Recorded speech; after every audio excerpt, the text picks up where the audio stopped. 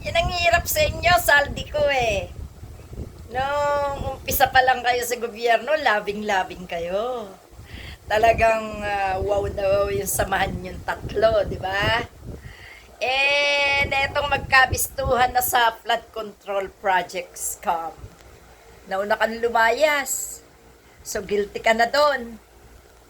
Ngayon, ayaw mo nang umuwi. Ay bakit? Totoo ba na ayaw ka pa uwi ni PBBM? O baka naman nagkita kayo dyan ni Sara Liu at ikaw pinigilang umuwi at tinuruan ka na sabihin mo palabasin na lang na mayroong kang death threat. Ngayon, malay mo naman, diniktahan ka rin na ilaglag mo na yung dalawa. Yan ang napakasakit sa inyong samahan. Magkakasama kayo sa sarap. Ngayon ay nahabol na kayo ng taong bayan. Laglagan na kayo. Bakit kasi hindi ka na lang umuwi? Face to face. Harapin mo sila. Nandiyan naman ang ating mga nasa batas. Dilitisin kayo kung sino nagsasabi sa inyo ng katotohanan. Paano kami maniniwala nandiyan ka sa malayo? Uwi ka. Tapos, pakita mo dito ng personal yung mga hawak mong ebidensya. Makulong ka, tanggapin mo. Pag totoo yung sinasabi mo, kulong din sila. O di, fair lang kayo.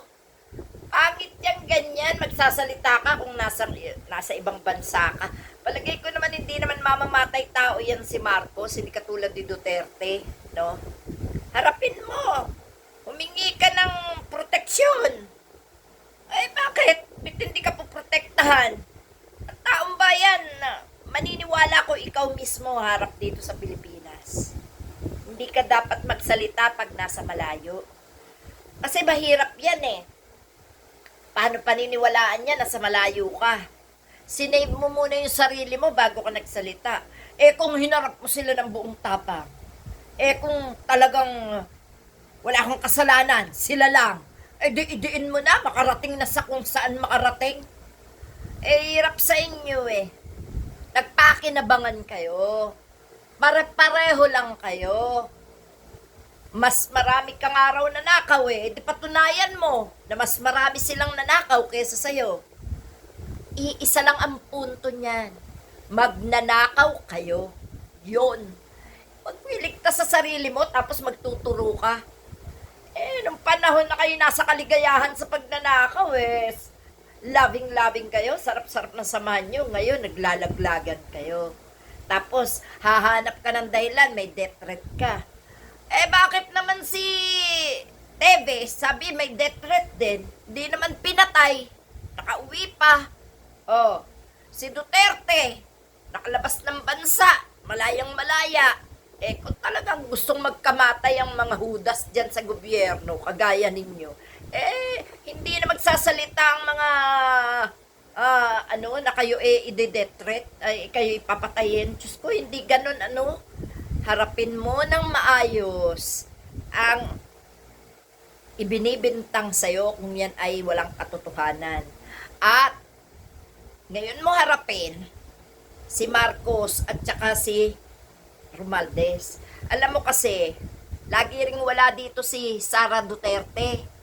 Lagi ring wala dito si Amy Marcos. Laging wala yung mga DDS dito. Nandyan lahat sa abroad. Malay ba namin kung nagkita-kita kayo, di magkakasabwat kayo. Ngayon, sige, umuwi ka.